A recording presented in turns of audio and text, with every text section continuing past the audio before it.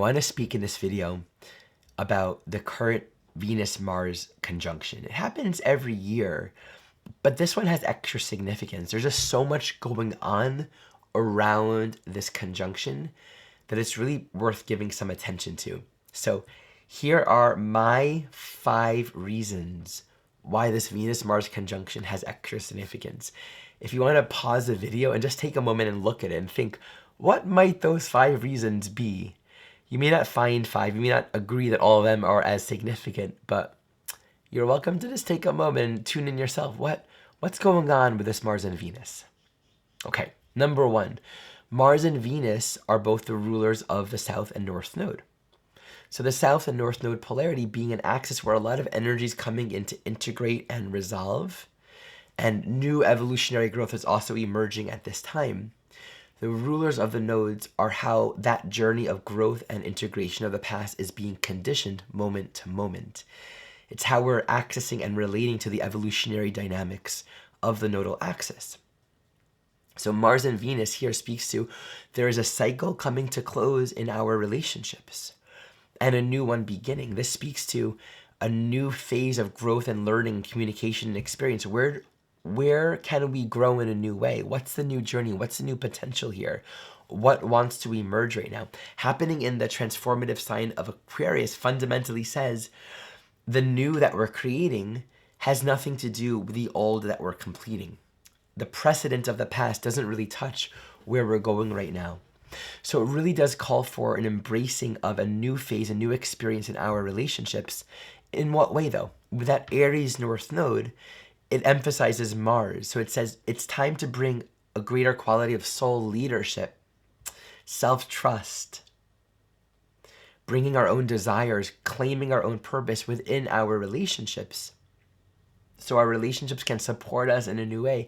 And that the decisions we're making in life can support us and sort of be in harmony with the purpose that we're saying yes to.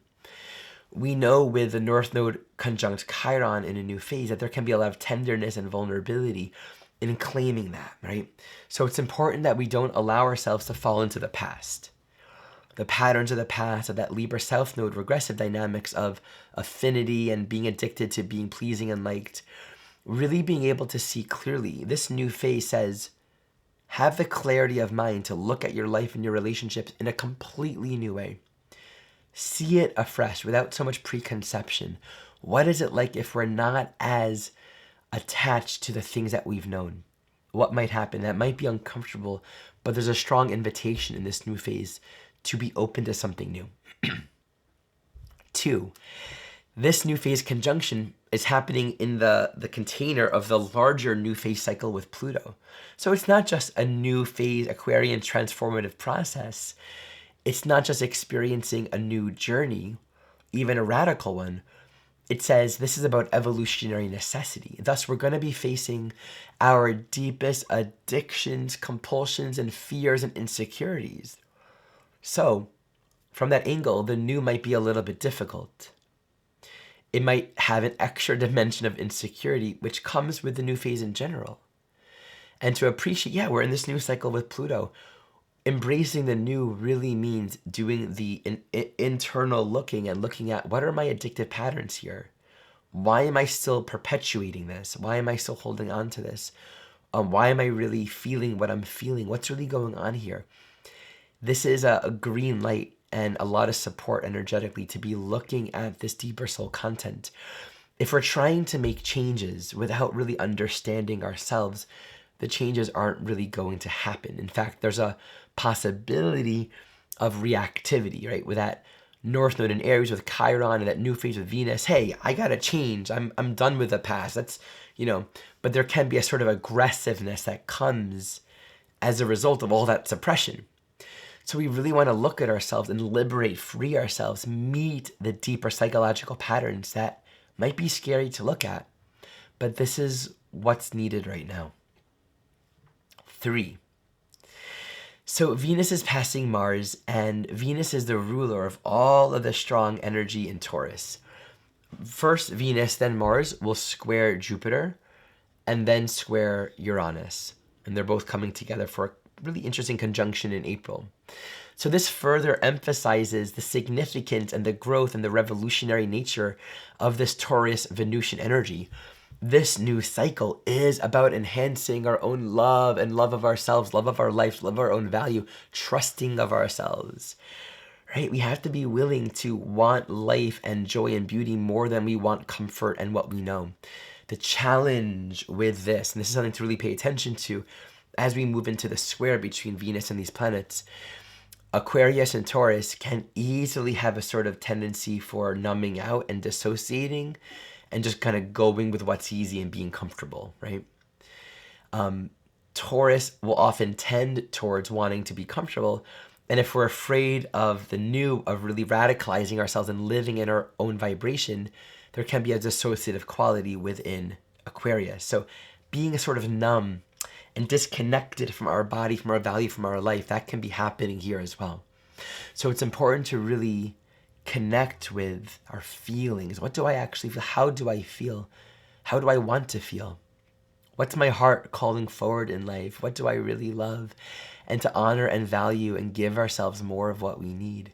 And again, with Mars as a ruler of the North Node, fundamentally it says we have to be willing to be the leader of our own soul path. No one's going to do it for us. And, when we start to see other people differently, because we're giving more to ourselves, we're seeing ourselves in a more loving, kind, and forgiving and permissive light, we then relate to others differently, and then others relate to us. So much changes in our life just when we make an attitude change. It's something that we continue to find. We don't think about change. We really say, I'm deserving of loving myself better. How can I improve and elevate? Something to think about when we have that square to Jupiter and even Uranus, there can be this sense of something being taken from us. Oftentimes, that's what happens with Jupiter archetypes. And with all the strong Taurus Venusian energy, it's important to not let our minds get sort of stuck in this lack deprivation mentality, to recognize our values are being realigned towards something more intrinsic and meaningful on the inside, so we can experience that in our actual lives and relations. 4, and this is sort of a subset of 3, Uranus is the ruler of all that Aquarius, and Uranus is getting a lot of activity.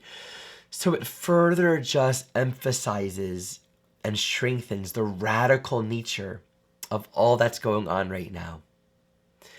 5, and this is an interesting one. So this new phase of Mars and Venus, it's happening after joining with Pluto. And it's kind of sandwiched between Pluto and Saturn.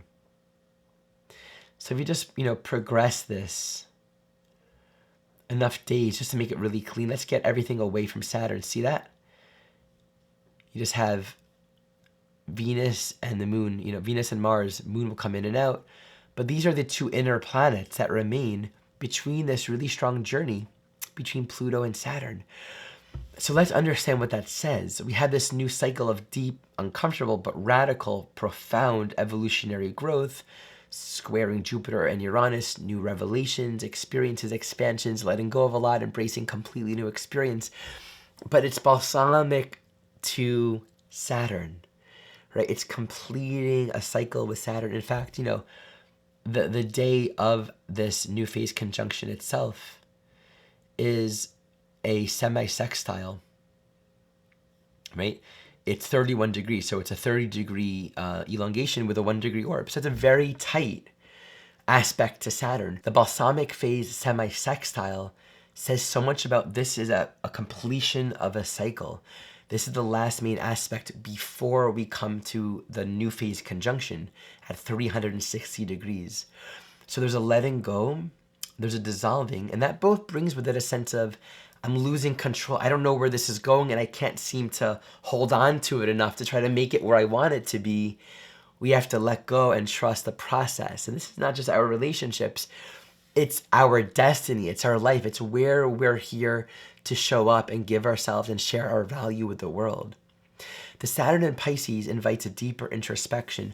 What is of truly greater significance, importance? Do I want to hold on to the past and resist change? Or am I willing to do the work to create something new that has deeper spiritual value and meaning for myself? The movement to complete a cycle with Saturn says we're getting clear and moving to clarify and crystallize and be able to consciously identify exactly what we're doing right now. What are we choosing? What agreements are we making? What are we growing into? And the closing of this cycle is just bringing our attention in so we can see this new long-term vision in a new way, with a more forgiven lens, with a more expanded, loving perspective. Okay? So those are my 5 perspectives on why this new phase conjunction has a lot of significance right now. Reminder that every Monday at 10 o'clock a.m. Pacific, I'm offering a free YouTube live streaming class. The next Monday the 26th, I will be teaching on aspects between the moon and Pluto. And once again, I have my training program. We begin in a few weeks with our first live class. You can enroll in the live program, or you can enroll in the self-study program. It's an opportunity to study this work from the very beginning, from a soul perspective, as a way to understand the deeper evolutionary potential and purpose of this human experience. Feel free to reach out if you have any questions or want to talk more about it. As always, thank you for watching.